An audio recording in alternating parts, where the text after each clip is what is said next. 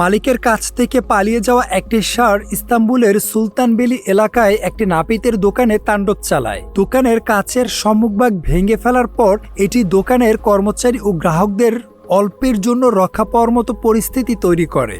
পালিয়ে যাওয়া ষাঁড়টির ভিড়ে ঠাসা নাপিতের দোকানে ঢুকে পড়ে এবং পরে সেখান থেকে বেরিয়ে আশপাশের রাস্তায় ঘুরে বেড়াতে থাকে, আর স্থানীয় বাসিন্দারা সেটিকে ধরার চেষ্টা করে। রিপোর্টে বলা হয়, একটি বাণিজ্যিক প্রতিষ্ঠানের কোরবানির জন্য আনা একটি তাণ্ডব চালানো ষাঁড় ঢুকে পড়েছে। পৌরসভার তথ্য মতে চেতনানাশক বন্দুক ও ঘুমের ওষুধ সহ পশু নিয়ন্ত্রণ দলগুলোকে অবিলম্বে ঘটনাস্থলে পাঠানো হয়। পরে কর্তৃপক্ষ ষাঁড়টিকে তার মালিকের কাছে ফিরিয়ে দেয়, যাতে ঈদুল আজহার কোরবানির অনুষ্ঠান নিরাপদে সম্পূর্ণ করা যায়।